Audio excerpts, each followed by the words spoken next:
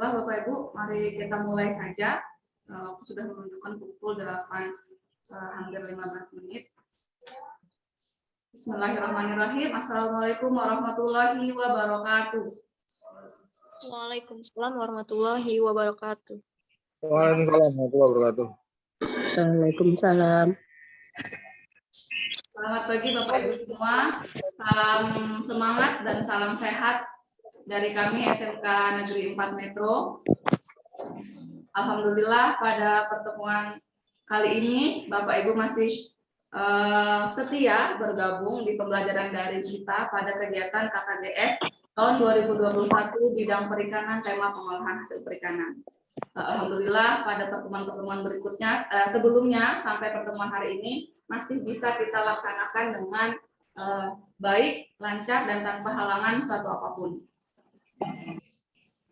Baiklah Bapak Ibu, semoga kita bisa melaksanakan kegiatan KKGS ini sampai akhir kegiatan nanti dengan baik dan mendapatkan hasil sesuai dengan yang kita harapkan.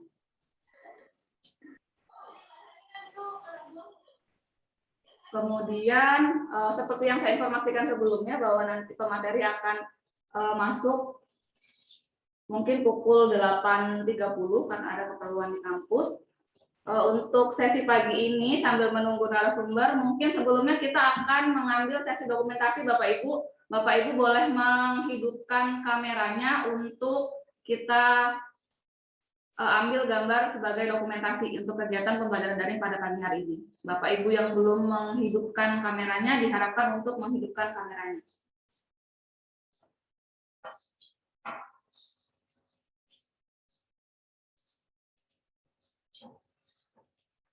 Masih ada beberapa yang belum menghidupkan kameranya, dimohonkan untuk menghidupkan kamera.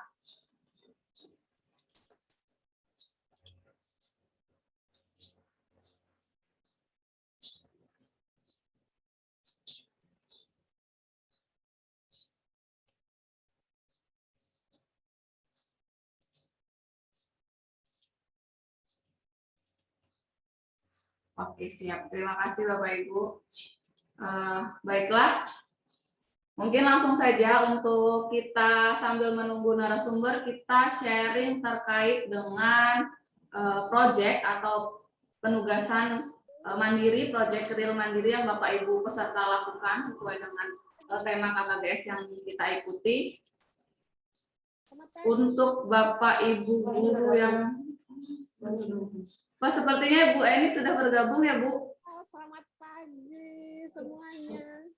Selamat pagi Bu, alhamdulillah sudah bergabung. Ya, tadi ada kuliah dulu per awal dari apa? Jadi, mohon maaf ini ya Pak Farid. Mohon maaf. Siap Ibu Eni.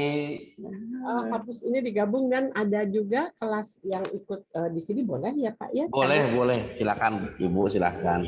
Hukum mengenai e-commerce lah kita sharing ya. Sebetulnya di sini saya bukan memberikan apa sih pengajaran, kan guru-guru mah hebat-hebat semua ini. Gitu. Sharing apa yang saya tahu, kita berbagi. Sekarang kan modelnya musimnya sharing ya Pak ya. Iya. Mungkin gitu. Jadi apa namanya? Ini berapa orang pesertanya Pak Fadli? Kalau seluruh peserta ada 183 Ibu. Insya Allah itu total seluruh peserta. Dan pagi ini baru bergabung 38 peserta Ibu. Mungkin sambil berjalan biasanya begitu nambah. Baik. Saya dikasih waktu berapa lama Pak Fadli? Secara teorinya 45 menit pemaparan materi dan ada tanya jawab nanti di sesi akhir sekitar 15 menit. Iya. Jawab mungkin ya nanti. Iya. Baik, jadi nanti sambil jalan peserta akan bergabung ya dengan kita semua di sini. Siap. Saya sapa dulu ini dengan Pak Farid, Ketua Kepala SMK Metro. Bukan Ibu, saya bukan kepala sekolahnya, saya di jurusan, guru jurusan perikanan. Iya. Sekolahnya ada Pak? Kepala sekolahnya hari ini lagi Zoom di tempat yang lain Ibu, di Bintek. Iya. Sekarang ini memang musimnya Zoom di mana-mana. Iya. Ruang-ruang gitu ya. Iya. Jadi kemudian yang ada di saya Ibu Lis, terus kemudian ada lagi Ibu siapa ya? Boleh ini saya selamat bertemu, kenalan dengan saya ini. Ada lagi apa? Wah banyak sekali nih siapa ya Bapak-bapak. Ini semua dari Metro semua atau dari seluruh Seluruh Indonesia, Ibu. Indonesia. Seluruh Nusantara. Dan insya Allah untuk pagi ini Ibu akan dibimbing oleh Ibu Widya Amelia, beliau sebagai host untuk pagi ini. Insya Allah nanti akan memaparkan juga biodata Ibu. Dan saya pribadi sangat mengapresiasi dan mengucapkan terima kasih Ibu sudah berkenan hadir di sesi kami ini, karena kemarin komunikasi saya dengan Pak Gatot aja komunikasinya gitu. Saya belum bisa komunikasi dengan Ibu. Insya Allah nanti kawan-kawan akan mendapatkan ilmu yang banyak. Kami persilakan ke Ibu Widya. Ya. Terima kasih juga bahwa saya diberi kesempatan untuk bisa berbagi di sini. Saya senang sekali. Jadi bersama guru yang menurut saya sangat luar biasa ya. Guru-guru ini ujung tombak di lapangan, sehingga saya dengan segala sukacita gitu, happy, bahagia bisa berbagi di sini, bertemu dengan Bapak Ibu guru yang saya banggakan gitu ya, mengenai apa sih e-commerce. Saya mencoba untuk membagi gitu ya hal-hal yang yang mudah dicerna dan mudah dipahami, kan itu kan sehari-hari gitu. Boleh saya izin share kalau begitu ya, izin share. Nanti Bu boleh, nanti akan dibacakan dulu mungkin oleh Ibu Widya biodata Ibu, biar tak kenal maka dibacakan, kan gitu ya. Biodatanya. Insya Allah Ibu Widya Amelia, kami persilakan Ibu Widya untuk memulai. Baiklah Bapak Ibu peserta yang sudah bergabung, alhamdulillah sudah bergabung juga pada pagi hari narasumber kita yang akan membagikan atau sharing terkait dengan informasi terkait dengan e-commerce. Beliau adalah, mungkin saya akan membacakan sedikit biodata singkat beliau. Nama lengkap beliau adalah Eni Surjati Prawirjanto, yang lahir di Semarang di Jawa Tengah, lahir pada tahun 1959. Saat ini beliau aktif sebagai dosen Fakultas Hukum Universitas Padjadjaran sejak tahun 1992. Kemudian beliau mendapatkan gelar doktor dari Universitas Padjadjaran juga di bidang hukum ekonomi digital pada tahun 2019. Kemudian magister hukum Fakultas Hukum Universitas Indonesia bidang hukum ekonomi pada tahun 2008. Dari Fakultas Hukum Universitas Padjadjaran dalam bidang hukum internasional pada tahun 1998. Beliau selain aktif sebagai pengajar dan peneliti pada Departemen Teknologi Informasi, Telekomunikasi dan Kekayaan Intelektual, juga aktif sebagai narasumber seminar online peningkatan mutu pendidikan bagi guru-guru di Indonesia. Kemudian melakukan pendampingan program yang diselenggarakan oleh SIAMOLEC atau The Southeast Asia Open and Distance Learning Center pada tahun 2017 sampai tahun 2019.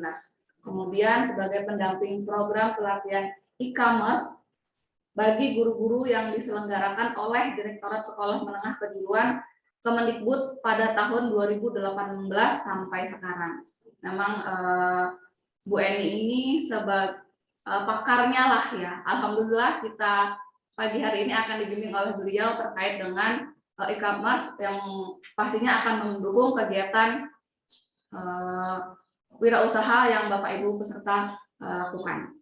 Mungkin itu biodata singkat dari Ibu Eni Surjati Prawirjanto, SHMA.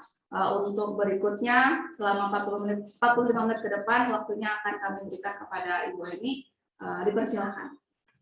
Terima kasih kepada Ibu siapa? Ibu Dian. Ibu siapa namanya? Ibu Widya. Ibu Widya. Ya, siap. Kasih Ibu, saya izin share screen, boleh ya? Ya, siap, boleh Bu. Kemudian bisa berhasil di share screen. Ini mungkin ya. Baik. Nah, kita akan coba bicara mengenai. Udah tampak share screen saya? Sudah Ibu. Sudah ya. Alhamdulillah. Alhamdulillah. Baik. Ini share screen saya tentang e-commerce. Apa sih e-commerce ini? Nah, e-commerce ini coba saya ingin dulu beberapa guru pandangan tentang e-commerce apa nih? Mungkin di sini tampak ada Pak Eko Nugraha. Dari mana nih Pak Eko? Pak Eko dari SMK mana Pak Eko? Selamat pagi. Selamat pagi Bu. Saya dari SMK 1 Ketapang, Lampung Selatan, Ibu. Wow, luar biasa. Silahkan Pak Iya. Eko. Ya, menurut Pak Eko, e-commerce itu apa sih Pak? Kita akan bicara sama-sama, tapi saya ingin tahu sedikit apa pemahaman atau Begitu ya, Bu ya. gitu ya. Silahkan Pak, menurut Bapak itu Aduh. apa sih e-commerce ini? Iya, Bu. Kebetulan kalau tentang e-commerce ini kan saya termasuk guru angkatan lama ya, Bu ya. Jadi Oh. apa namanya ingin tetap mengerti dan paham Ya, tentang ingin tetap dunia update sekarang bukan ini ya? ya, Pak ya. Betul, Bu. Kalau yang saya pahami, Bu ya, tentang e-commerce adalah di situ ada elektrik ya, elektronik begitu. Kemudian kamu sendiri kita lebih ke cenderung ke pemasaran dalam bentuk dunia digital, Ibu. Jadi kalau kita dulu mengenal pasar itu mungkin dengan offline, kita buka lapak, kita buka gerobak, kita jualan ke pasar atau kemanapun gitu. Kalau di e-commerce kita sudah mulai memasarkan produk kita, menawarkan jasa kita lewat dunia digital, Ibu. Itu di situ bisa ada di marketplace yang ada saat ini, contohnya Bukalapak, kemudian Shopee, dan lain sebagainya. Kemudian kita juga bisa main di sosial media, misalnya WA, IG, dan lain sebagainya. Kita juga bisa di dunia internet, Bu. Misalnya kita jualan di Google, di Yahoo, di Amazon, dan lain sebagainya. Mungkin itu Ibu yang saya pahami tentang e-commerce, Ibu. Ya, luar Mohon biasa. nanti dipandu. Memang betul itu Pak, seperti itu ya. Jadi memang e-commerce itu memang seperti itulah ya. Jadi kita lihat nih ya, kita lihat nih ada contoh nih untuk Bapak Ibu yang saya banggakan nih Bapak Ibu guru nih ya. Sebanyak 88,1 pengguna internet. Kita tahu internet kan wifi itu ya. Itu menggunakan layanan e-commerce. Jadi tadi yang Pak Eko sebutkan internet ya, itu mereka sudah untuk membeli produk atau menjual. Jadi di situ tuh ada membeli dan menjual. Ya, jadi di e-commerce itu ada penjual dan pembeli. Dan luar biasa ini ternyata Indonesia itu mencapai peringkat dari 9 negara ya. Itu yang paling tinggi itu penggunaan e-commerce ya atau bukan penggunaan, jadi menggunakan internet ya, media sosial, internet, kemudian kegiatan-kegiatan secara virtual itu untuk melakukan kegiatan e-commerce atau bisnis online. E-commerce itu kita sebut juga sebagai bisnis online karena apa? Dia perdagangan yang dilakukan secara online. Jadi ini merupakan ini berita terakhir dari tahun ini itu didata oleh We Are Social ya, satu institusi yang memang bergerak di bidang penelitian semacam ini, itu mengatakan bahwa itu tertinggi Indonesia loh ya, paling tinggi dari di 9 negara. Nanti di bawahnya ada lagi Jerman, Singapura, itu di bawah semua karena Indonesia itu ternyata masyarakatnya mungkin juga dengan pandemi atau mungkin juga kebiasaan untuk lebih mudah ya sekarang. Mungkin yang dari Metro Lampung, ada juga yang dari Kalimantan. Apakah ada guru dari Kalimantan? Ada Bu. Ada ya, dari Kalimantan. Iya. Dari Tarakan Bu, Kalimantan Utara. Kalimantan Selatan dengan Ibu siapa? Utara. Kalimantan Utara. Ya. Nah, kemudian ada lagi yang dari ini NTB, adakah dari NTB? NTB atau Bali, ada nggak Bali? Ini Tarakan ada ya. Menurut saya itu dimanapun Anda, Bapak Ibu berada, itu terhubungkan. Jadi yang namanya bisnis online itu tidak terbatas oleh waktu, oleh tempat, dan oleh person-personnya. Jadi sama sekali cair sekali ya e-commerce ini. Jadi suatu kegiatan yang dilakukan secara virtual yang mempertemukan penjual dan pembeli atau calon pembeli, karena dia baru dinyatakan pembeli kalau dia sudah membeli barangnya, sudah sepakat, baru dikatakan pembeli atau konsumen. Ya. Artinya di sini ada satu proses yang dijalankan yang tadi Pak Eko sudah katakan, biasanya secara konvensional itu bisa di pasar, bisa di toko ya Pak ya, atau di pinggir jalan, di lapak-lapak misalkan. Jadi penjualan barang itu kita bisa pegang barangnya, kita bisa pilih, kita bisa ngobrol secara langsung dengan penjualnya, bahkan nawar. Biasanya kalau di pasar tradisional ya kita bisa nawar, kita bisa memilih barang karena banyak penjualnya bersaing, kita bisa milih, kita bisa pindah-pindah ya tadi. Nah, ini sekarang kondisi semacam itu dipindahkan ke ruang maya, dipindahkan ke ruang virtual, dipindahkan ke ruang yang yang lebih luas lagi jangkauannya. Karena kalau kita belanja satu tempat ya itu saja. Ya, artinya kalau kita mau misalkan kita mau beli peralatan olahraga atau sepatu buat anak kita sekolah misalkan.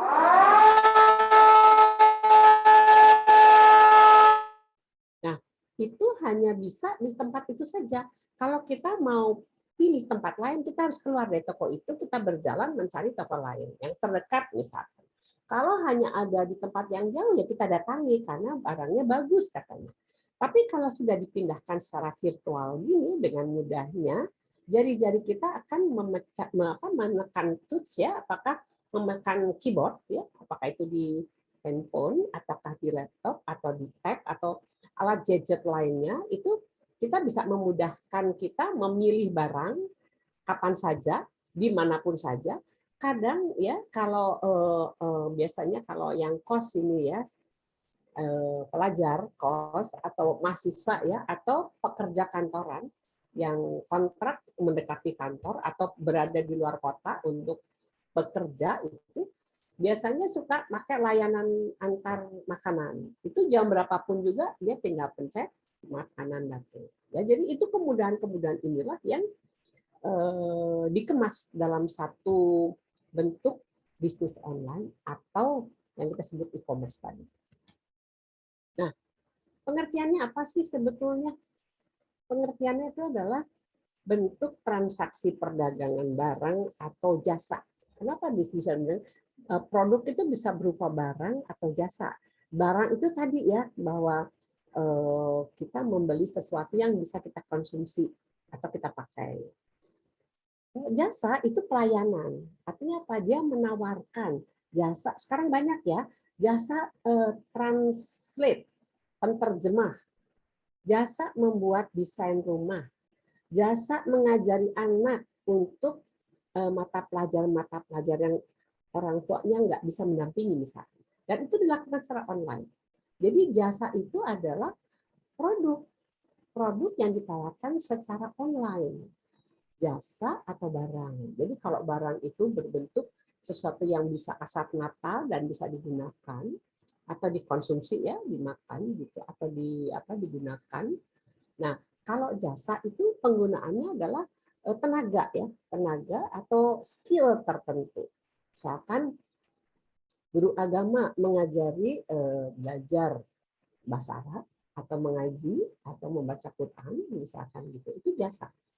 Atau jasa penterjemah atau jasa untuk membuatkan satu desain rumah atau desain kebun atau desain yang diperlukan. Barang-barang yang memerlukan desain tertentu itu dia hanya melayani desainnya saja, tidak membuat barangnya. Itu yang disebut dengan layanan. Seperti Gojek itu ada jasa, jadi ditawarkan kita nanti ambil aplikasi. Nah, aplikasi itu kan layanan, bukan barang. Ya, jadi seperti itulah. Jadi produk yang ditawarkan untuk online itu ada yang berbentuk barang atau berbentuk jasa. Menggunakan media elektronik yaitu tadi ya melalui tab atau kenapa disebut elektronik kan di situ ada sistem elektronik yang menggabungkan atau yang mempertemukan ya. Internet dalam hal ini. Ada Wi-Fi-nya. Bapak Ibu bisa bayangkan kalau kita sedang begini, tiba-tiba semoga tidak ya, mati lampu, nggak bisa jalan. Ya, mati lampu saja karena kita semua pakai alat elektronik, pakai listrik.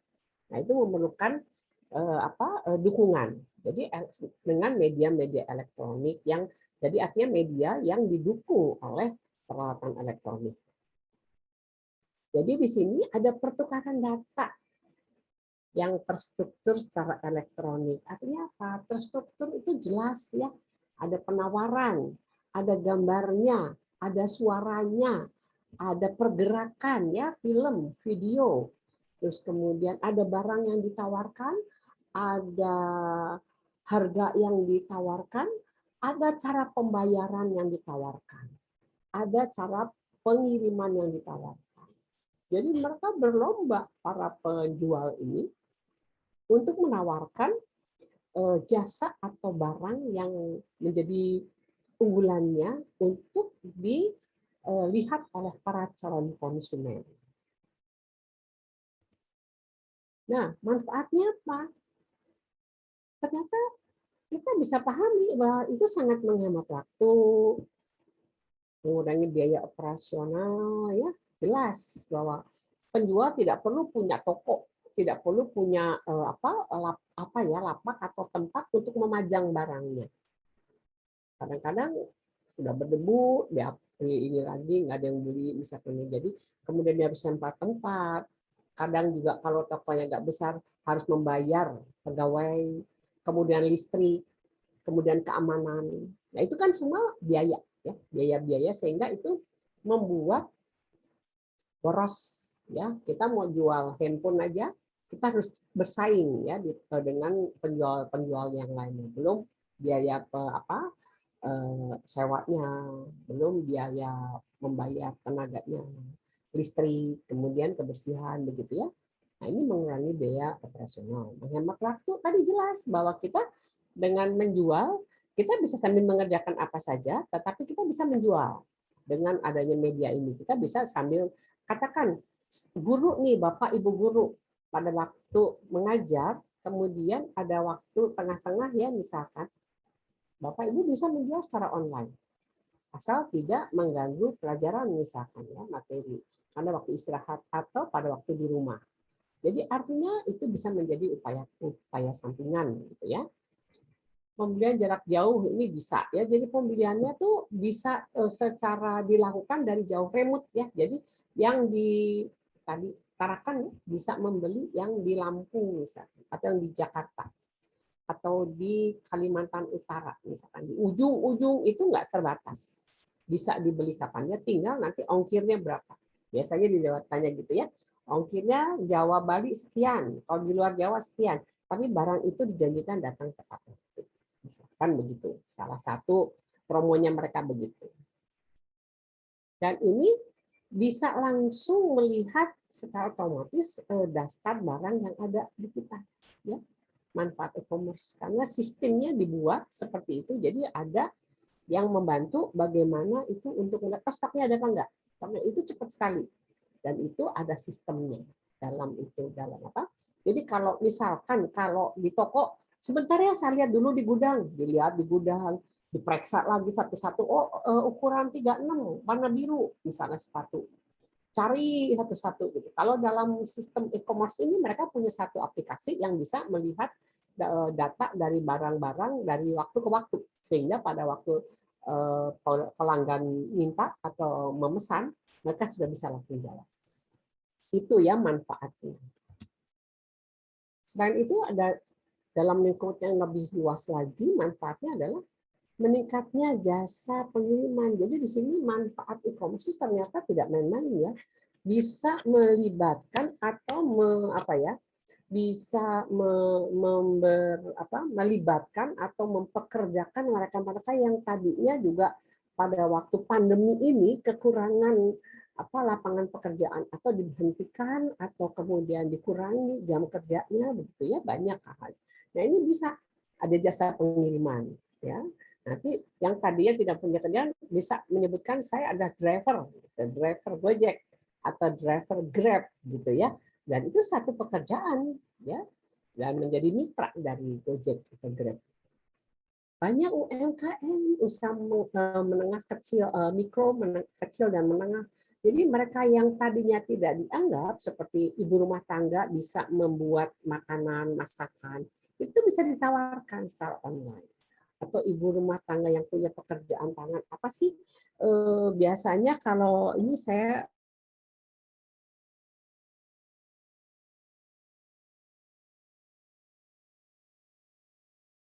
penutup masker ya.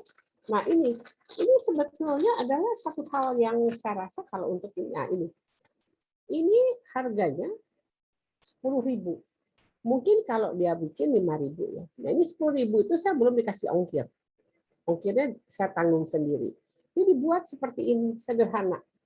Ini sebagai contoh UMKM kecil. Ada hal-hal mungkin ini, terus masker, terus kemudian hal kecil yang tadinya tidak dilirik ya, sekarang menjadi suatu lahan baru, satu satu prospek ya untuk bisa dijadikan objek bisnis. Dan ini bisa meningkatkan pendapatan dan kesejahteraan masyarakat. Bagi para guru ini mungkin kalau yang saya yakin guru-guru ini ada yang sudah melaksanakan. Nanti kita dalam tanya jawab ya bisa kita lihat. Nah ini juga untuk pemerintah itu penerimaan pajak UMK meningkat karena dengan adanya pajak-pajak UMKM itu pendapatan dari pemerintah meningkat. Nah selain itu pengetahuan masyarakat dengan teknologi meningkat karena apa? Harus menggunakan ini yang tadinya kita tidak tahu cara menggunakannya, kita coba karena kita perlu komunikasi, kita perlu bertukar informasi, kita perlu menambah informasi, menambah wawasan, dan ini dengan sekali ketuk aja kita bisa terbuka jendelanya, kita bisa browsing, katakan kita punya ingin mendapatkan satu informasi tentang jamu atau rempah-rempah untuk daya tahan tubuh. Kita cari, keluar informasi. Di mana belinya keluar. Berapa kira kisaran harganya keluar. Apa manfaatnya, apa bedanya keluar. Dan itu adalah salah satu tawaran yang bisa memenuhi keingintahuan kita akan hal-hal yang kita perlukan. Ya, ibu-ibu yang suka masak bisa cari resep. Sekarang nggak perlu lagi buku masakan. Resep bisa mudah, murah, cepat. Jadi tergantung nasi goreng apa. Bahkan yang sulit pun misalkan bikin pempek ada tutorialnya, misalkan gitu ya. Kosmetik apa muka ada, olahraga ada secara online. Jadi semua itu manfaat daripada bisnis. Karena semua itu ada. Kenapa disebut bisnis? Karena ada nilai rupiahnya. Kita untuk mengakses itu semua harus punya pulsa. Mereka yang akan menawarkan harus punya pulsa, harus punya kuota, sehingga bisa menginformasikan. Kalau kuotanya habis, ya nggak bisa tersambung. Ya, jadi ada nilai rupiah yang menjadi modal. Kemudian ada nilai rupiah yang dihitung untuk menjadi delta ya, modal, kemudian penjualan dan keuntungannya. Nah inilah kaum milenial berpeluang menjadi bisnis muda. Tetapi bukan hanya kaum milenial, saya rasa Bapak Ibu guru pun bisa mendapatkan kesempatan yang sama atau peluang yang sama. Ya. Nah ini apa sih sebenarnya konsep dasar e-commerce ini? Kita lihat ya. Nah jadi otomasi bisnis proses sebagai pengganti proses manual. Jadi otomatisasi atau komputerisasi ya katakan melalui sistem inilah kita bisa menggantikan proses manual. Bayar pakai uang, cash gitu ya. Itu kan manual dihitung biasanya gitu. Terus nanti bunyi laci sering gitu ya, dibuka kembali misalkan gitu pakai uang koin atau uang kertas gitu. Nah, itu adalah kadang-kadang saya merindukan itu ya. Sekarang ini kalau itu selain takut juga saya sangat menjaga untuk tidak sering-sering masuk ke kerumunan. Kalau kita ke toko itu kan pasti kita mau tidak mau bergabung ya, berinteraksi. Nah pada saat pandemi inilah saya pribadi sangat menjaga itu. Tetapi bunyi kasir yang sering gitu ya untuk mengeluarkan uang dan mengembalikan kembali itu rasanya merdu sekali. Nah sekarang itu udah mulai banyak berubah ke arah uang digital, bukan uang digital ya, jadi transfer secara elektronik.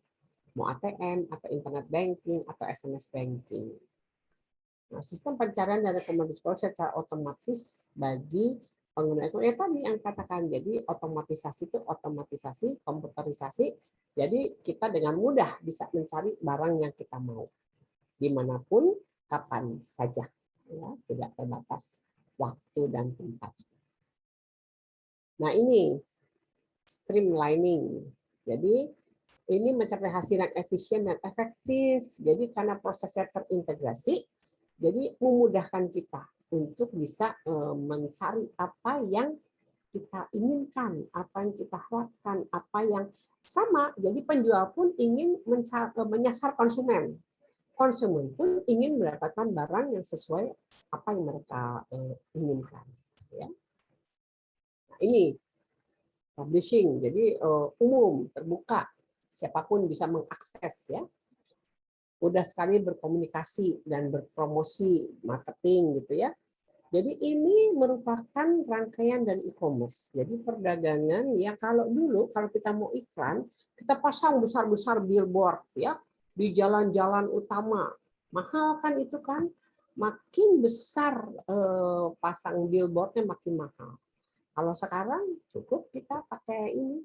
Asal kita punya kuota yang tadi saya katakan.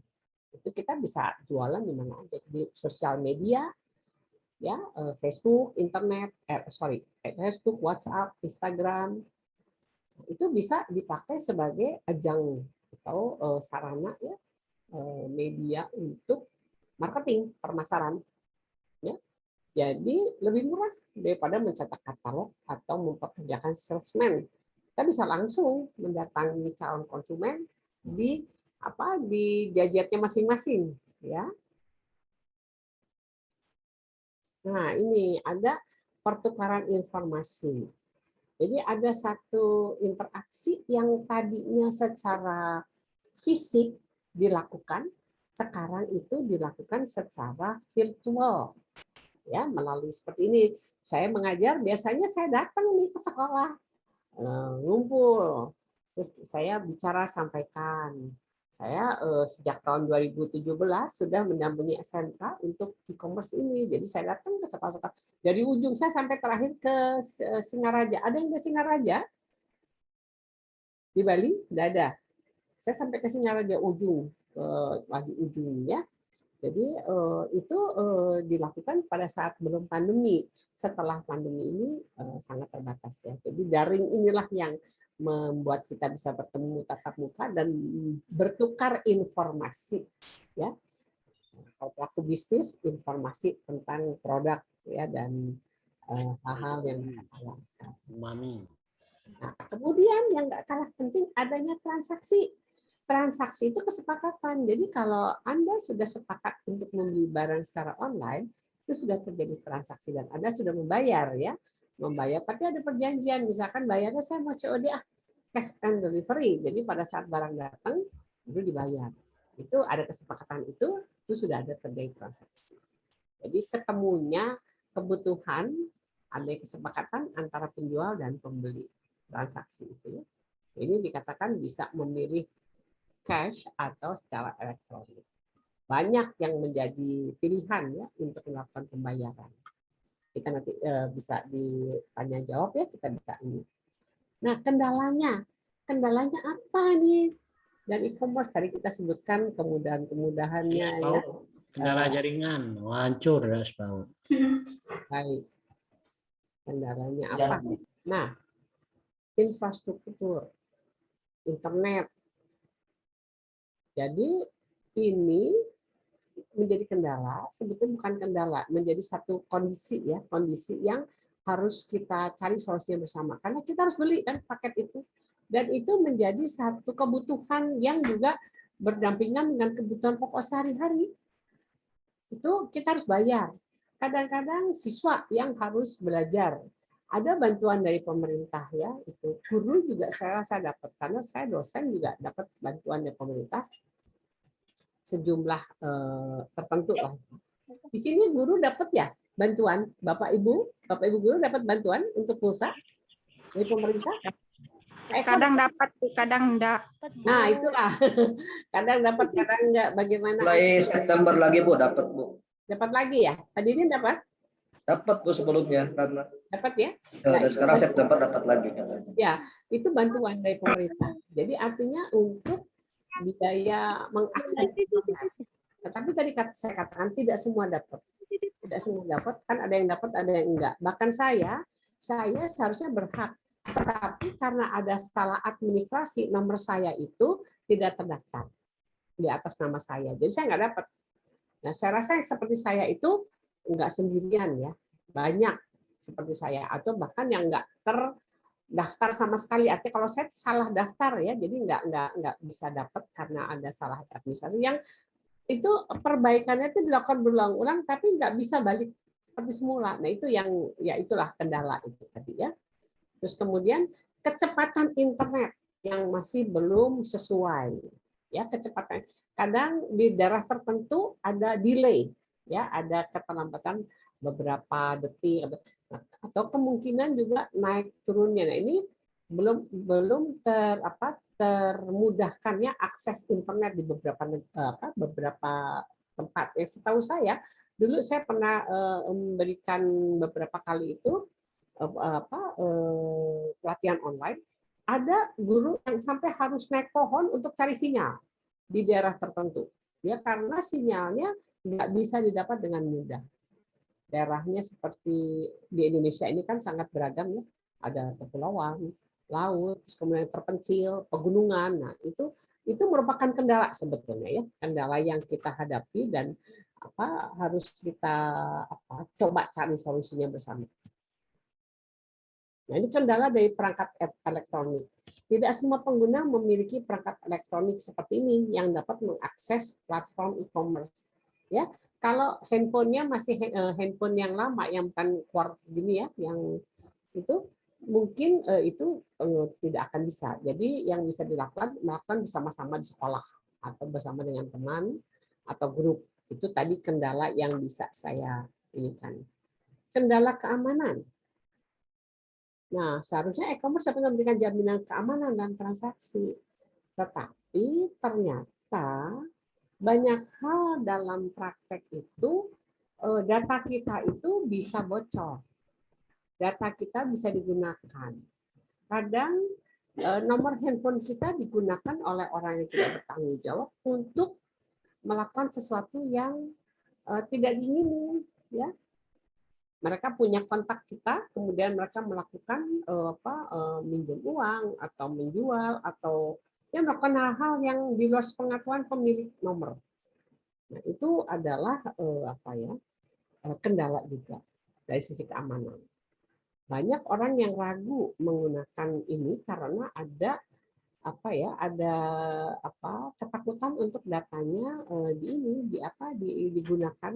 Karena kalau kita mau beli, itu kan setiap penjual akan meminta data lengkap kita. Data rumah, data alamat, ya, telepon, nama. Sebetulnya adalah untuk kenyamanan, agar barang itu tetap datang kepada pembelinya yang pesan, tidak ke tempat yang lain. Sebetulnya itu. Tetapi kadang suka disalahgunakan oleh pemegang data. Jadi si pembeli itu menyimpan data kita kan. Dia bisa pergunakan atau dia jual ke tempat lain untuk untuk kepentingan bisnis lain lagi. Itu sebetulnya ya. Baik. Dan ini budaya. Ini juga merupakan kenapa e-commerce itu masih ada yang masih belum mau melakukannya karena ada yang merasa lebih nyaman dengan cara konvensional.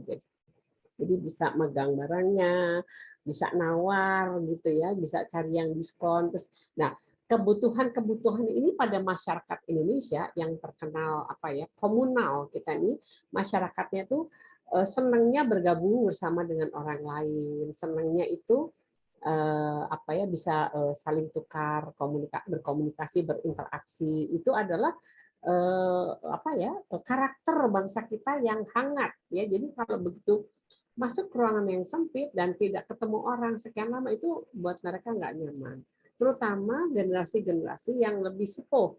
Kalau yang milenial mungkin sudah biasa, tetapi mereka pun sendiri membuat grup. Seperti sekarang nih, PPKM level berapa? Mereka sudah mulai keluar untuk mencari tempat-tempat di mana mereka bisa berekreasi.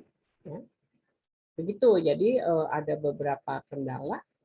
Nah, ini sebetulnya ada aturan yang mengatur ya, aturan yang mengatur Undang-Undang ITE. Mungkin Bapak Ibu suka baca ya. Undang-Undang ITE ini adalah satu-satunya undang-undang yang saat ini mengatur tentang transaksi elektronik atau e-commerce ya, dengan segala hak dan kewajiban yang diberikan kepada para pelakunya. Demikian mungkin dari saya sedikit bahan untuk kita diskusi atau tanya jawab kepada Bapak Ibu guru yang saya banggakan. Mari kita kita bahas bersama tentang e-commerce ini. Silahkan Ibu siapa tadi Diani? Maaf, Ibu siapa tadi Ibu? Ibu Widya. Bu Widya, silahkan. Iya, siap. Terima kasih Bu Eni atas pemaparan yang sudah disampaikan. Kita stop share ya. Ya, siap Bu. Untuk pertanyaannya bisa diketik di chat atau langsung saja Bu. Silahkan, boleh Soalnya langsung. sudah ada beberapa yang raise hand. Silakan, Langsung, silakan. ya. Silakan. Baiklah Bapak Ibu yang ingin bertanya boleh raise hand. Untuk yang pertama mungkin saya persilahkan untuk Ibu Dian Andriani sudah raise hand. Boleh Terima kasih, Bu. speakernya. Ya. Assalamualaikum warahmatullahi wabarakatuh. Waalaikumsalam warahmatullahi wabarakatuh, Bu Dian. Selamat jumpa. Dari mana, Bu Dian? Saya dari SMK Negeri 2 Rembang, Ibu. Oh, Rembang, baik. Di sekolah ya, Bu? Iya, Bu. Kebetulan memang kita sudah PTM di sini. Sukses. Jaga prokes ya, Bu. Terima kasih. Siap, Bu. Ya, silakan, Bu Dian. Gini, Bu. Saya tertarik sekali dengan e-commerce karena memang sebenarnya Indonesia itu kan kaya sekali ya, Bu, ya, untuk produk-produknya gitu, banyak sekali. Nah, untuk yang ingin saya ketahui, itu kita kan kebanyakan beli produk itu dari luar negeri. Produk luar negeri itu kan banyak sekali yang masuk ke kita. Sedangkan produk kita mungkin belum banyak yang ke luar negeri. Nah, untuk jaringan link kita jual ke luar negeri itu caranya bagaimana ya, Bu, ya? Karena produk-produk kita kan memang semua bahan baku dari luar itu banyak kan dari kita, kemudian diolah lagi ke sana, dijual lagi ke kita. Nah, produk dari luar itu sudah merasuk ke kita itu, wah, sekian banyak. Tapi kayaknya produk-produk kita itu masih jarang gitu. Bagaimana cara menembus untuk kita jual produk sampai ke luar negeri. Itu saja Ibu Emi, terima kasih banyak. Assalamualaikum warahmatullahi wabarakatuh. Waalaikumsalam warahmatullahi wabarakatuh. Ibu Dian, terima kasih ya. Pertanyaannya sangat menarik. Jadi bagaimana kita bisa memasarkan sebetulnya ya, memasarkan produk kita ya, Bu ya. Produk kita bisa sampai dikenal di luar negeri. Bu Dian, kalau saya boleh tahu, Ibu Dian ininya apa? Peminatannya apa? Kehususannya apa, Bu, dari sekolah Ibu? Di tempat kami itu memang kemaritiman, Bu, sekolahnya. Nah. Jadi perikanan memang. Oke, perikanan ya. Ikan iya, ya. Jadi produknya Iya. ikan ya, Bu ya? Ikan ya produknya Bu. ya? Baik. Aneka macam olahan ikan. Nah, olahannya apa saja, Bu, yang dibikin oleh sekolah Ibu? Nah, kita itu ada kerupuk, Bu. Jadi potensi-potensi daerah itu kita buat, jadi misalnya kayak rajungan. Kita kan ada perusahaan ekspor rajungan. Nah, itu kita buat dari sisa-sisanya, misalnya kayak telurnya, gitu kan nggak dijual secara packing pengalengan gitu ya, Bu ya. Jadi kita buat kerupuk rajungan. Dikeringkan ya, Bu dibuat ya. kerupuk, Bu. Iya, Ya. Jadi makanan kering ya, bukan yang kalau dikaleng ya, baik.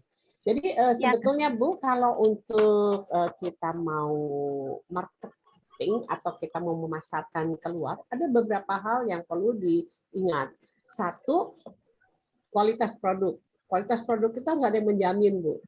Menjamin dalam arti bahwa kalau kita membuat kemasan yang sering dilumpuhkan oleh para UMKM atau yang belum terdidik ya, artinya yang belum terdampingi misalkan ya, bahwa ingredients artinya gini, muatan yang ada di produk itu apa saja. Misalnya kalau ikan segar, ikan apa misalkan. Kemudian ada tepungnya, ada garam, ada penguat rasa misalkan. Itu harus di dalam kemasan itu harus dicantumkan semua, Bu. kemudian berapa persen kalorinya misalkan gitu ya, berapa persen lemaknya. Kalau nol ya nggak ada lemak. Jadi sebetulnya ibu harus menggandeng atau ibu punya satu laboratorium untuk atau menggandeng saja ya, menggandeng sekitar untuk memeriksa kandungannya apa saja dalam satu kemasan ya, misalkan keripik atau apa. Karena pasar di luar itu mereka sangat kritis. Mereka ingin tahu, bukan sekedar mengkonsumsi, tapi mereka ingin tahu. Karena mereka itu biasanya barang-barang yang masuk ke mereka itu sudah jelas aturnya, dia harus mengandung apa, sehingga ada zat-zat apa saja yang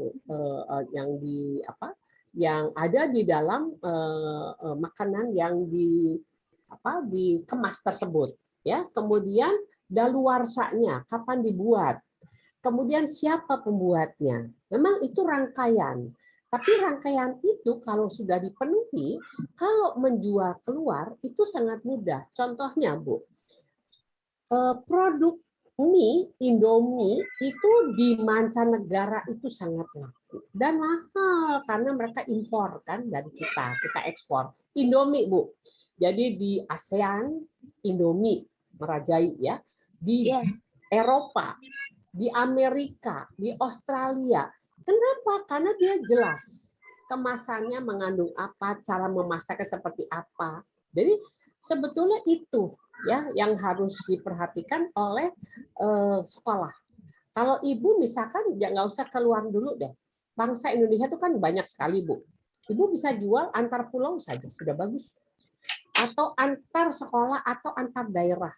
Atau di kota ibu bisa memasok kebutuhan itu snack atau makanan ringan yang ibu kemas atau kerupuk tadi kan ibu ya. Nah itu satu. Kedua, ibu harus tahan dengan jumlah produksi, harus stabil. Karena begitu kita memasarkan ke luar negeri, permintaan itu makin banyak, kita harus siap. Artinya apa? Ibu harus siap dengan SDM, ibu harus siap dengan teknologinya, ibu harus siap dengan pengemasan itu dan jaminan-jaminan itu, izin-izin bahwa makanan ini sudah diuji dan memang sudah ada label ya dari lembaga yang mengizinkan barang makanan itu dijual karena memang sudah aman misalkan. Nah, proses-proses ini sebetulnya, Bu, yang harus dilalui.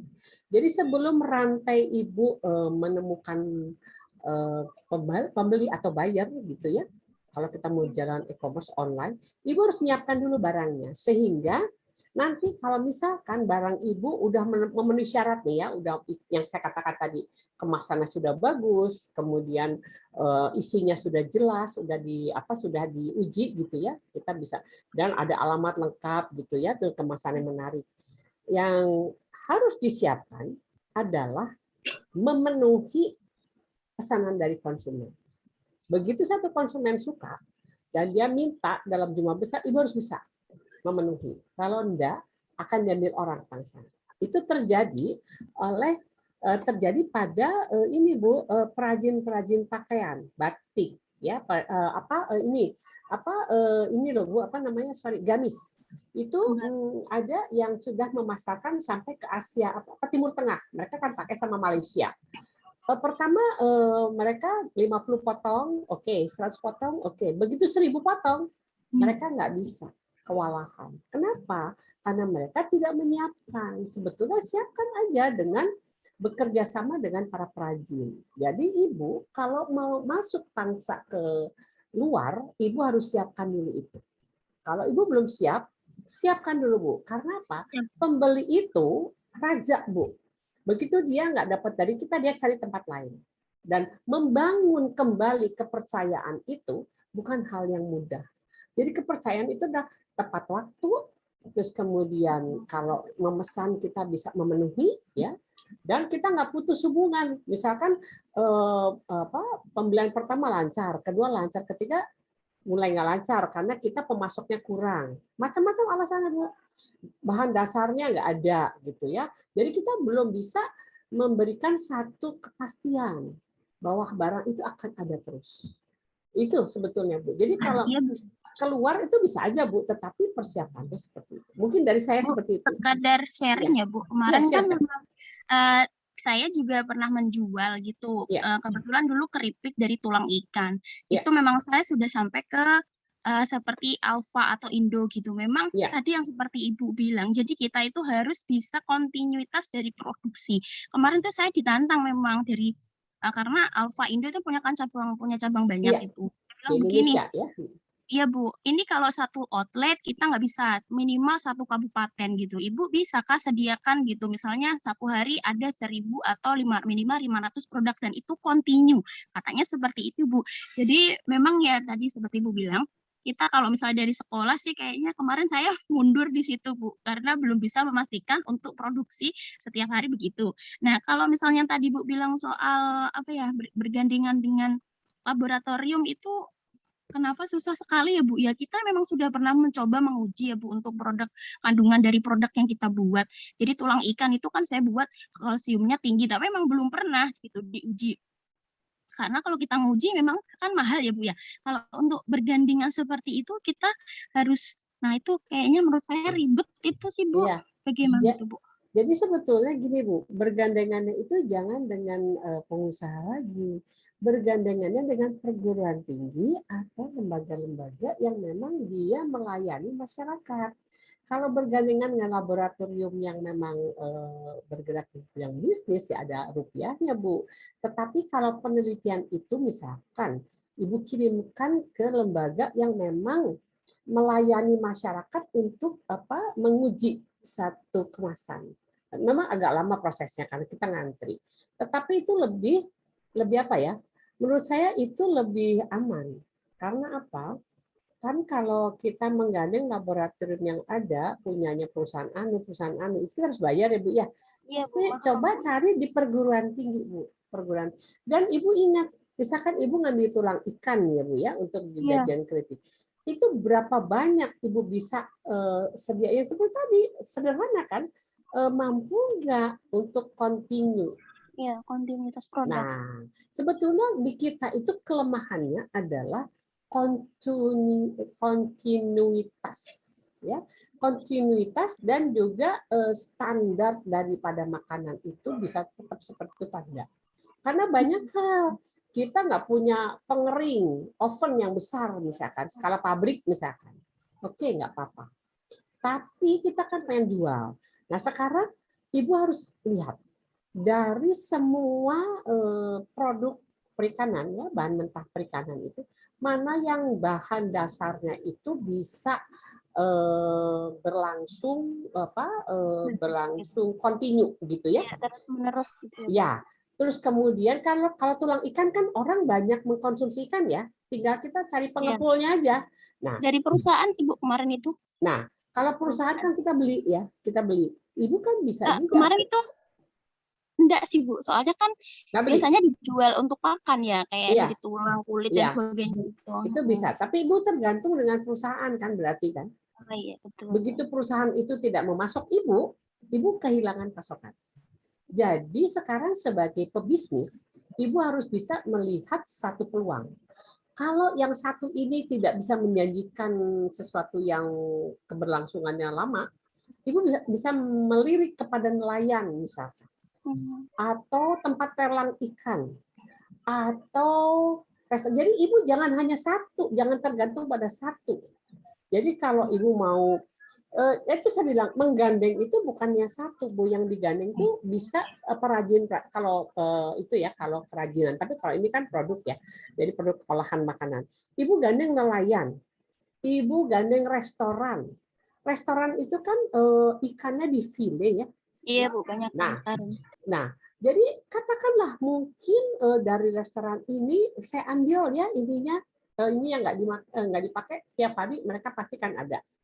Nggak banyak sih Bu, tetapi kan itu Ibu bisa taruh. Ibu punya ini pendingin, lemari pendingin ada.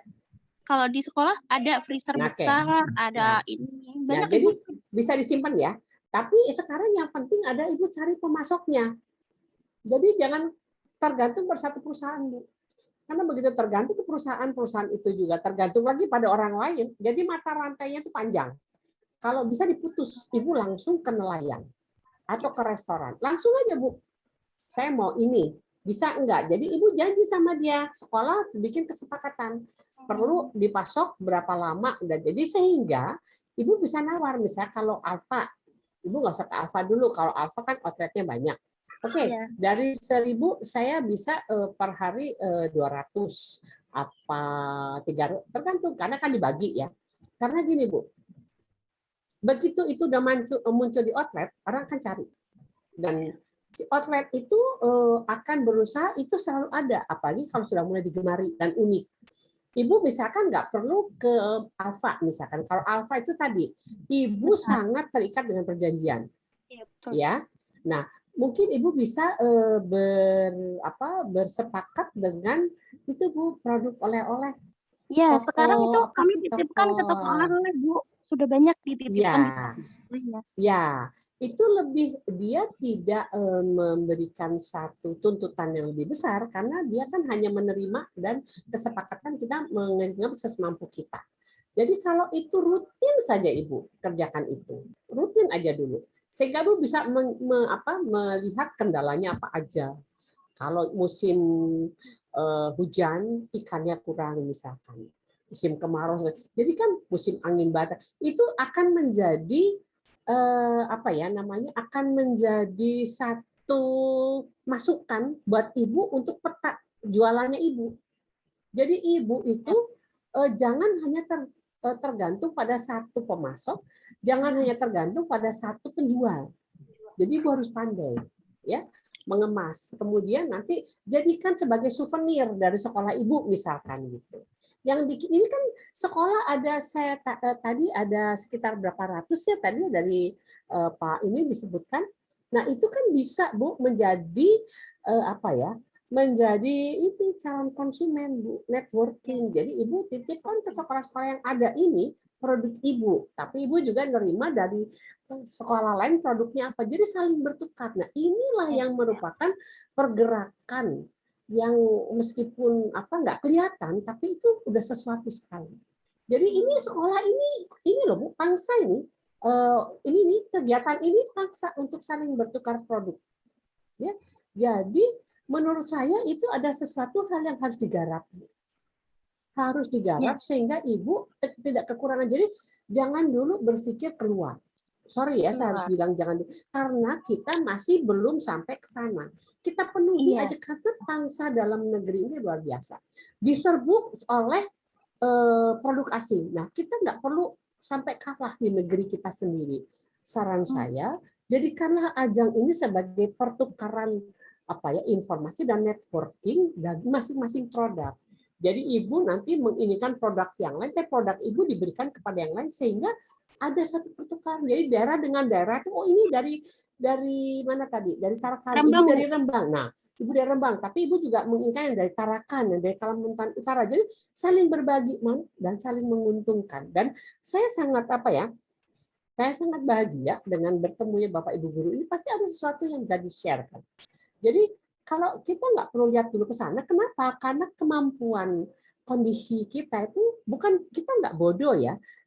Saya nggak mengatakan kita nggak bodoh, kita nggak kurang, tetapi kita masih harus melalui proses untuk bisa memasarkan, untuk bisa memproduk yang secara kontinu. Seperti saya katakan tadi, kecap cap bango, kecap ABC, sirup ABC. Di luar itu dicari. Ada. Ya, Bu, karena banyak orang Indonesia di sana memerlukan itu. Kenapa tapi standarnya berbeda, Bu. Ya, jelas karena mereka pabrikan dan mereka modalnya besar. Apakah kita mampu bersaing dengan mereka? Nah, itu pertanyaan dulu.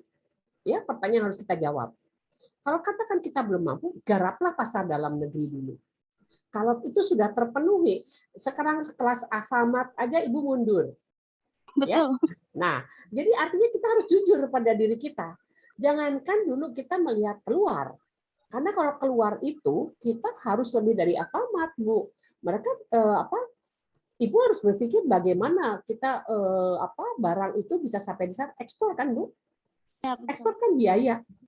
Betul nggak?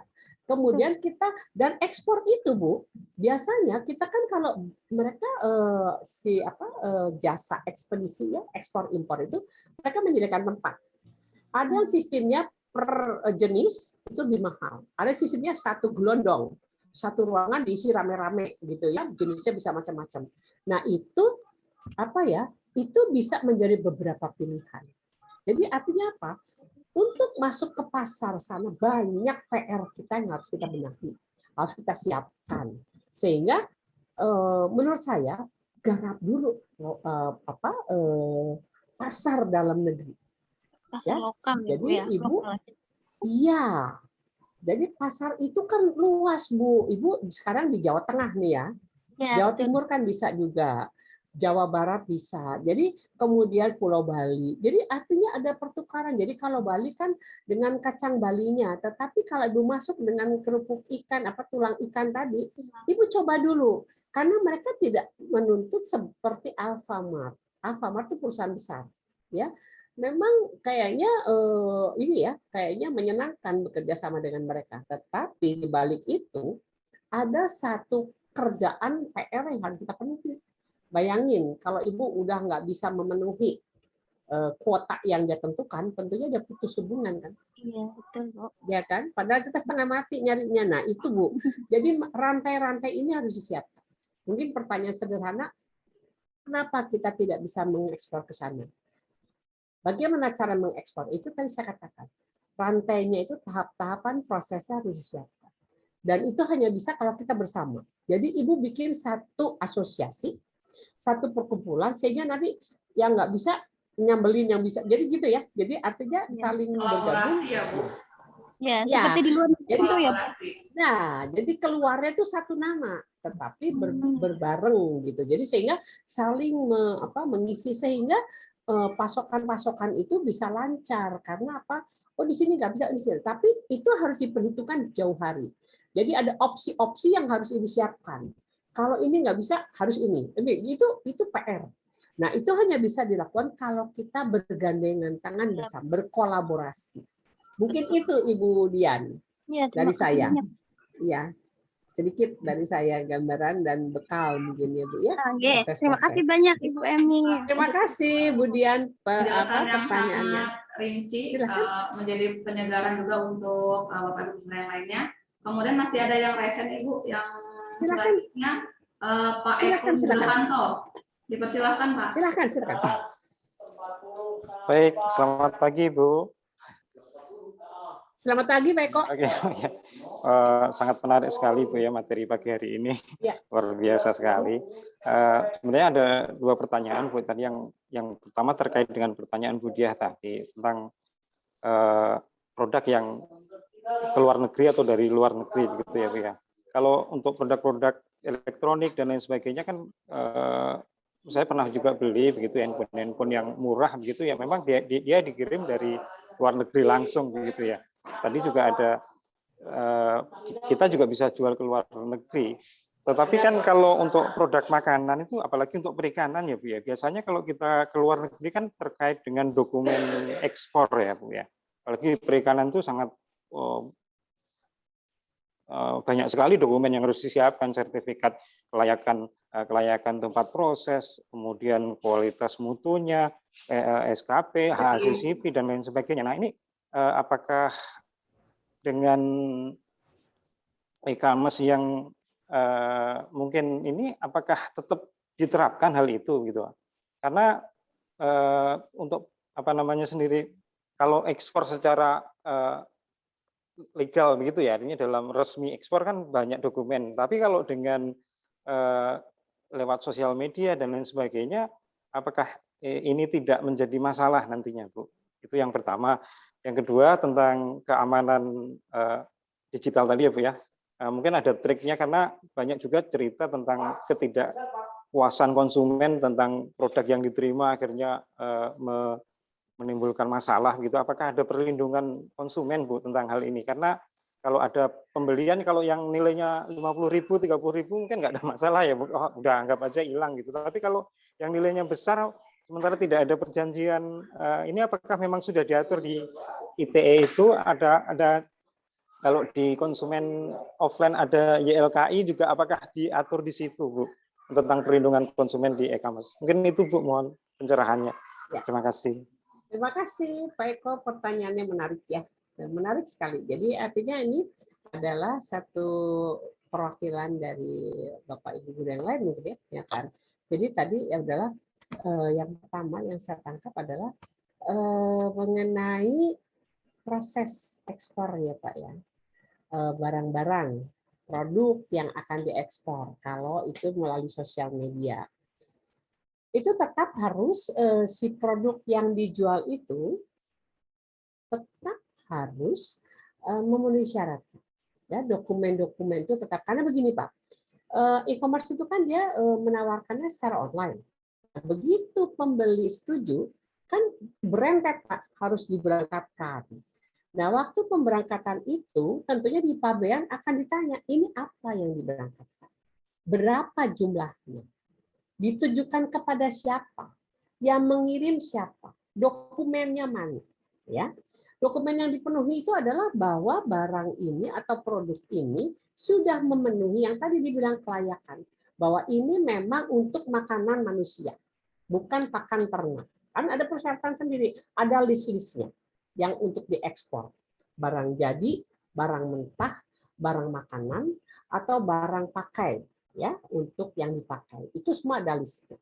Nah, jadi kalau untuk produk perikanan, saya rasa itu tetap harus dipenuhi Pak persyaratan.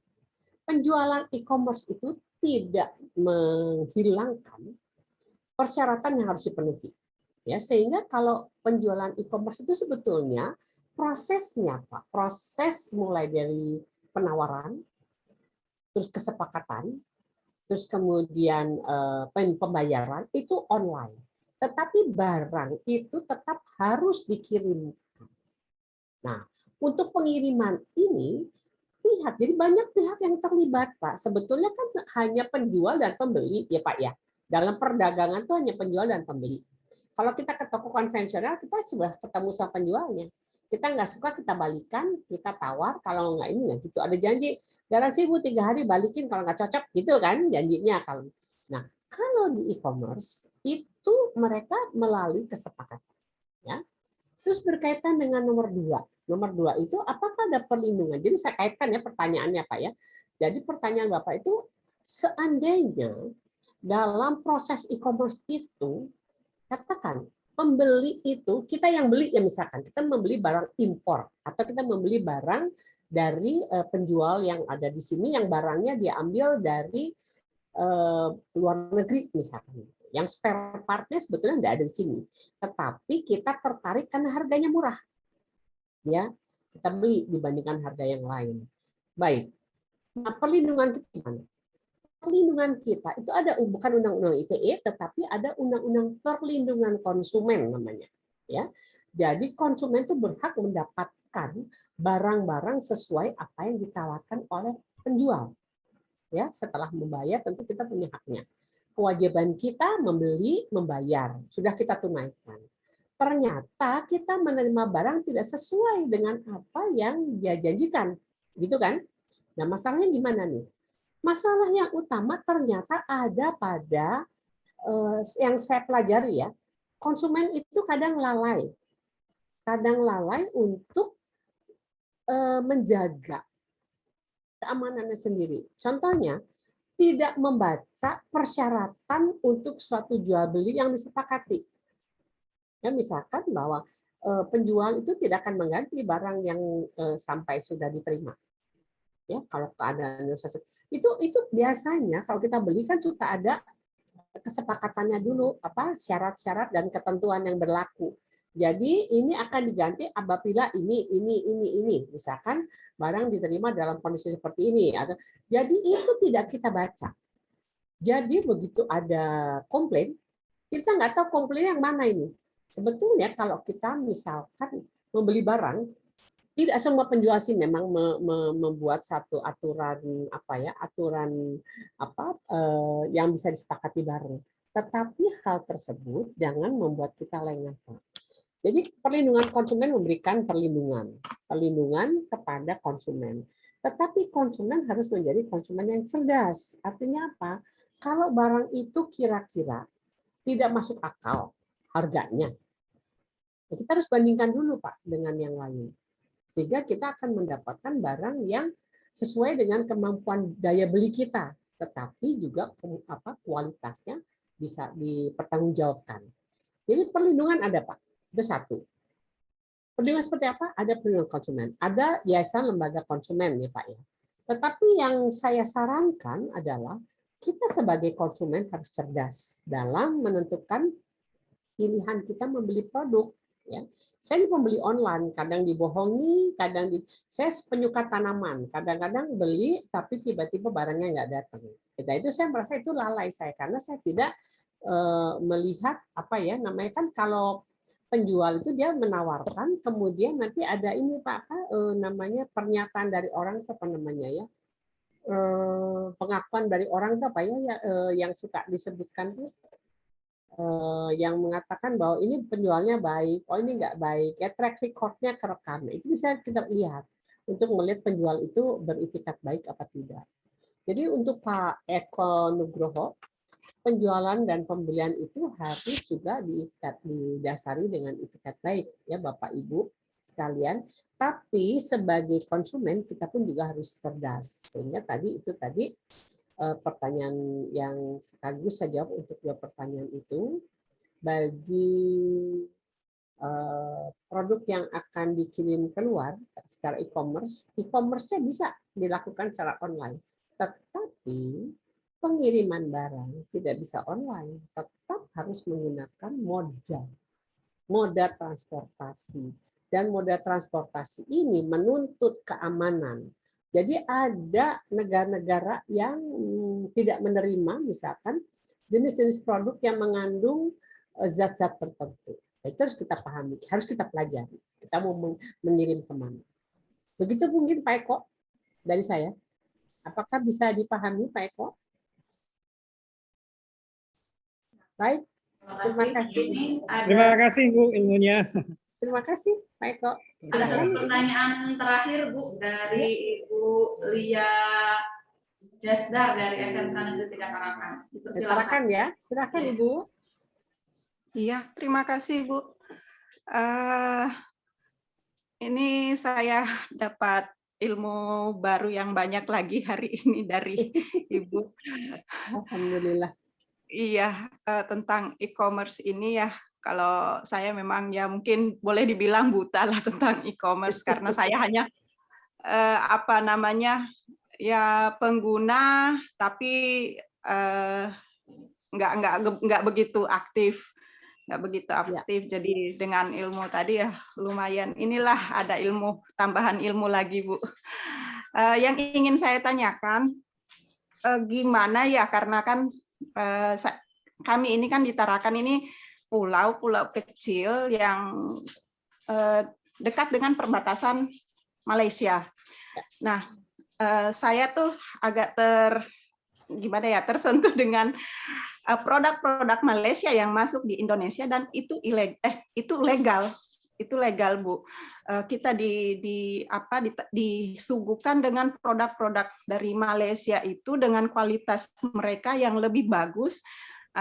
Itu saya bandingkan dengan toko-toko online yang ada di kita itu di Indonesia itu kebanyakan ya kayak Shopee, Lazada, Tokopedia dan mungkin yang setahu saya ya yang umum digunakan itu punya anak negeri sendiri mungkin hanya Bukalapak ya Bu ya yang umum digunakan. Ya. Nah, yang jadi pertanyaan saya gimana ya mengatasi itu karena perputaran uang ketika kita menggunakan produk-produk toko-toko online yang dari luar itu tentu perputaran uangnya juga di luar ya Bu ya sementara kita ya mungkin terlalu apa namanya saya ini terlalu apa sih istilahnya idealis atau apa gitu pengen gitu kita gunakan produk sendiri gitu toko online yang produk kita sendiri, tetapi kita bersaing dengan mereka. Misalnya mereka menjual batik, padahal batik dari Indonesia, tetapi mereka jual dengan harga murah, kalah saing dengan kita, Bu, gitu. Iya, terus belum lagi produk-produk yang lain gitu, Bu. Itu yang jadi pertanyaan saya, gimana ya, Bu ya? Gimana caranya? Baik. Iya, ya, Bu. Itu ya pertanyaannya, Bu Lia. Ada Iya, itu, Bu.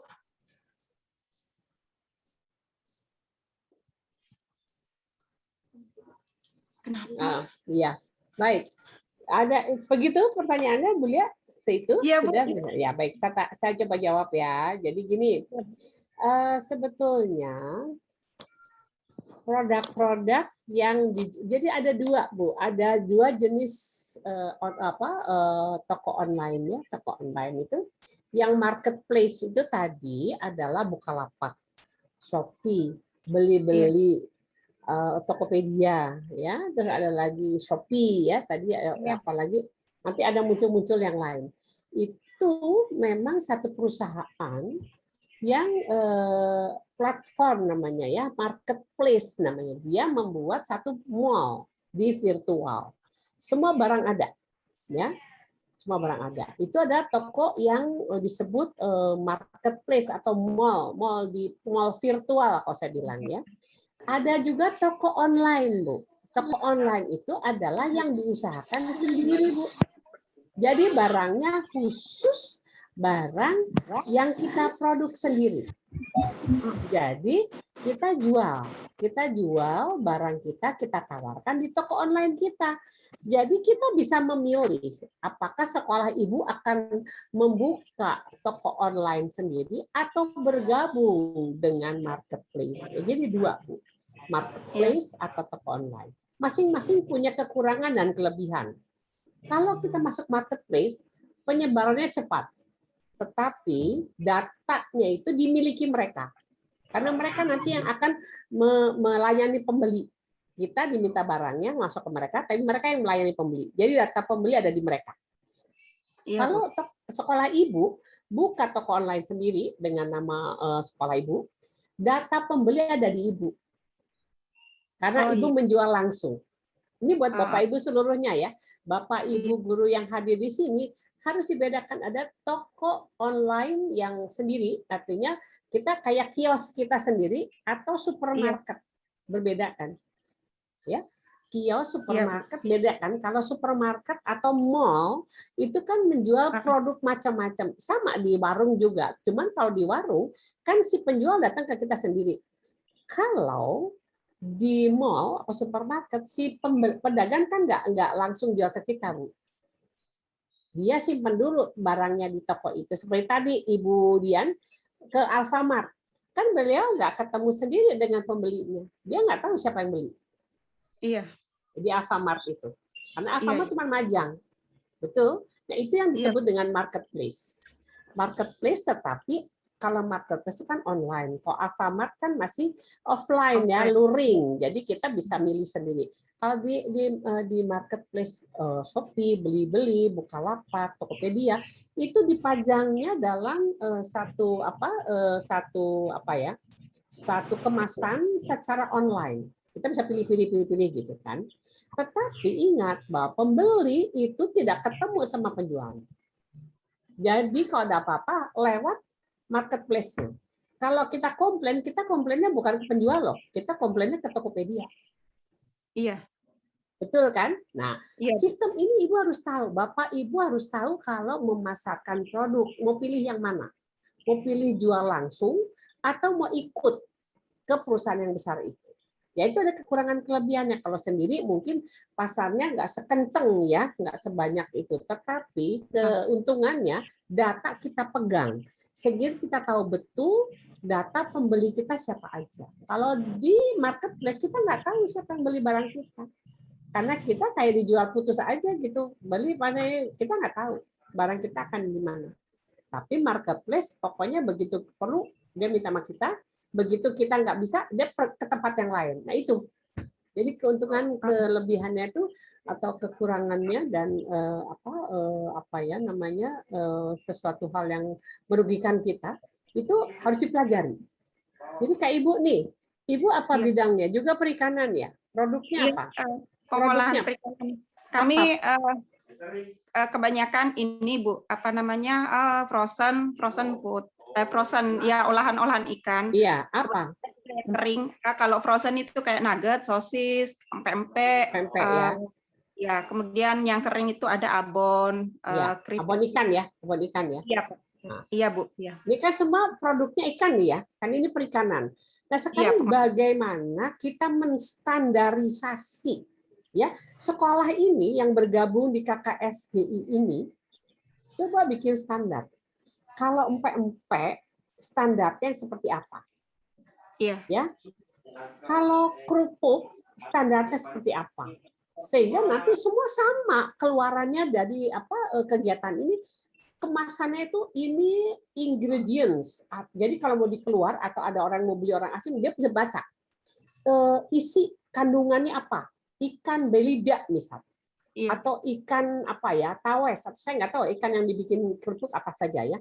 Itu nanti disebut ini ikan ini, bahan dasarnya ini, kemudian dicampur dengan tepung sagu ya, tepung terigu, disebutkan sehingga sekolah-sekolah yang ikut dalam kegiatan ini punya standar yang sama untuk produk yang dikemas, yang akan dijual secara online.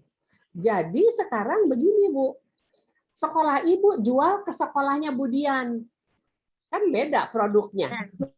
Siap. Ya, coba. Tetapi sebelum menjual ke Bu Dian, misalkan saya pesan dulu, terus Bu Dian kasih masukan, ini harus tahu ini nih. Nanti Bu Dian jual ke sekolahnya Ibu siapa tadi? Ibu Lia. Nah, Bu Lia bilang, Bu Dian harus masuk ini. Nah, itu akan menjadi satu komunitas yang sangat luar biasa. Ya, produk Ibu kan nggak sama dengan produk Bu Dian. Meskipun sama, nanti keunggulan produk Ibu apa? Sehingga nanti di toko sekolah Ibu Dian itu bisa dijual. Jadi gini, kayak online itu dengan barang pasokan dari masing-masing sekolah, ya. Misalkan sekolah ini Pak Sugih 57 dari mana nih, Pak Sugih? Selamat pagi. Nah, jadi punya produk apa dikemas, tapi kemasan misalkan sebutkan namanya SMK berapa. Kemas di antara Bapak Ibu dulu saling mencicipi, saling mengkritisi. Sehingga pada waktu dilempar ke masyarakat, itu sudah ada dari masing-masing itu, Ibu Dian kurangnya ini deh kayaknya deh. Kalau saya rasa nih bumbunya kurang, kemudian Ibu Dian kok belum masukkan expire date-nya ya. Kapan di produknya, kapan. Nah, itu penting. Masukan-masukan itu penting. Dan coba itu dari kelompok sekolah ini membuat satu standarisasi dari Bapak Ibu sendiri deh. Nggak usah nunggu orang lain. Sehingga pada waktu dilempar ke masyarakat, karena gini, Ibu beli dari Bu Dia nih, Ibu kasih ke saudara, gimana enak nggak rasanya? Kurang apa? Kasih masukan ke Bu Lia. Kasihkan ke Bu siapa? Bu Dian. Bu Dian demikian juga. Kasih masukan. Nanti yang lain-lain juga bisa. Ini SMK Negeri Metro apa Bu? Ininya Bu, produknya Bu? SMK Negeri Metro apa produknya? Bu masih di mute. Ya mungkin ini Bu, kalau masalah produk. Halo Ibu, ya. Ya, halo, silakan. Produk perikanan itu kan standarnya kalau misalnya yang frozen ya ada diolah dengan standar GMP dan ACCP-nya itu. Kemudian untuk legalitasnya biasanya dari Badan POM itu saya rasa satu standar sudah segitu. Karena link. Ada kemasannya enggak? Jadi ini isinya apa? Berapa persen? Terus ya, kalau dari Badan POM itu biasanya kalau kita mengajukan, Badan POM menguji itu lemaknya berapa, proteinnya berapa. Jadi seperti itu misalnya dari ikan bandeng gitu ya, lemaknya berapa, mereka memberikan itu ukuran ya. Nah, buat sekolah yang sudah mendapatkan itu bisa ditularkan kepada sekolah lain. Sehingga sekolah lain kalau mengajukan ke Badan POM sudah ada ada kisi-kisinya gitu loh Bu. Jadi nggak dari nol. Iya, Jadi ada kerjasama. Jadi nanti misalkan abon, ada standarnya nggak abon? ada Bu, ada. Nah, kemudian ada waktu expire date-nya segala macam ada. Kalau expired date tergantung dari kita yang Nah, itu. Jadi kan harus masuk ya Bu ya. analisis. Jadi, Iya, nah karena gini, pembeli itu jangan sampai dirugikan. Ada bahan yang sudah tidak bisa kan harus ditarik. Itu satu. Terus kedua, kontinuitas. Ini yang selalu menjadi permasalahan bagi para pedagang-pedagang atau para pelaku usaha yang penjual lah katakan, yang dari sekolah. Kadang begini Bu, yang saya waktu tahun 2008 saya dampingi ke Bangkok. Itu sekolah tuh sampai bisa bilang gini, kalau musim ujian kami tidak melayani pembelian, pemesanan. Lah nggak bisa kalau tukang jual. Kenapa? Karena guru dan nggak bisa, bukan itu nggak bisa ya. Jadi artinya kalau penjual ya nggak ada masa oh sekarang nggak ada karena muridnya lagi ujian, nggak bisa. Nah ini Jadi yang harus ditanamkan. Bu, ya. Nah itu harus ditanamkan. Jadi saya dulu mengusulkan bahwa ada tutor tutor sebaya atau alumni yang diminta untuk membantu pada waktu mereka ujian. Alumni itulah yang membantu untuk memproduk misalkan gitu. Jadi ini adalah khas hanya ada di Indonesia saya rasa ya. Karena kita ingin maju, tetapi banyak kendala-kendala yang kadang sebetulnya bisa diselesaikan, cuman nggak paham gitu ya, atau memerlukan pendampingan. Jadi saya rasa seperti tadi Ibu ya, BPOM sudah masuk. Nah sekarang itu sudah masuk, kendala lagi muncul kontinuitas. Ya, terus BPOM kan ngasihnya cuma sekali kan Bu, ujinya cuma sekali kan, tapi Ibu bikinnya berkali-kali kan. Iya. Nah kadang-kadang waktu bikin sesuai nggak standar. Nah itu kadang-kadang mesti lagi dilihat gitu. Jadi ini sebetulnya yang menjadi satu satu kondisi bersama. Tapi saya sangat yakin bahwa kalau kita bekerja sama, itu pasti bisa dilampaui dan bisa dihadapi bersama. Kan lebih kuat ya dibandingkan kita berjibaku sendiri dengan kalau kita bergandengan tangan, rasanya lebih nyaman gitu mungkin. Iya benar Bu. Iya, jadi coba aja lah. Ini adalah satu komunitas yang luar biasa. Jadi Ibu jangan sampai lepas kebersamaannya sampai ini selesai. Terus dibangun karena apa? Di luar sana banyak yang menunggu produk-produk lokal yang memang menjanjikan kelezatan, keunikan, dan kemudahan untuk mendapatkan. Saya sendiri belum nyobain nih produk-produk dari sekolah. Saya mau beli, saya mau coba. Seandainya bagus, saya bisa promosikan kepada teman-teman dosen di Unpad, misalkan gitu kan, atau ke koperasinya. Jadi ini ya, satu kerjasama itu adalah bisa dilakukan oleh siapa saja, kapan saja, dan di mana saja, asal ada niat, ada kemampuan, dan ada usaha untuk mewujudkan. Mungkin itu dari saya, Bu Lia. Ada pertanyaan lagi? Terima kasih. Semangat Ibu ya, semangat Ibu Lia, Ibu Dian, Pak Sugi, siapa lagi Pak Eko. Ya, semangat. Terima kasih. Iya, Ibu terima Eni. kasih banyak ilmunya. Semangat. Aduh. Terima kasih Ibu Eni, luar biasa. Semangat. Dari kita pagi ini. Ibu Widya. Ya, terima kasih banyak Ibu Eni atas materi yang sangat luar biasa, sharing dengan peserta pada pagi hari ini. Insya Allah ini menjadi pendukung untuk Bapak Ibu peserta untuk mengembangkan nanti wirausahanya di bidang pengolahan perikanan. Mungkin memang sudah cut off, waktunya sudah lewat. Ada sedikit closing statement Bu untuk penyemangat para peserta, mungkin dipersilakan kepada Bu Eni sebelum ditutup. Ya, baik. Terima kasih. Saya ingin menyampaikan kepada Bapak Ibu semua bahwa tidak ada hal yang tidak bisa kita lakukan selama itu memang untuk menjadi kemajuan untuk kita bersama. Tetaplah bersemangat, tetaplah mengusahakan sesuatu dengan niat yang niat yang tulus, tetapi bertahan teguh gitu, sehingga nanti bisa mewujudkan keadaan yang lebih baik daripada sekarang. Mungkin itu dari saya. Dan semoga kita semua selalu sehat kita semua selalu dalam perlindungan Tuhan Yang Maha Kuasa, dan kita bisa mewujudkan apa yang menjadi cita-cita kita bersama. Begitu, Bu.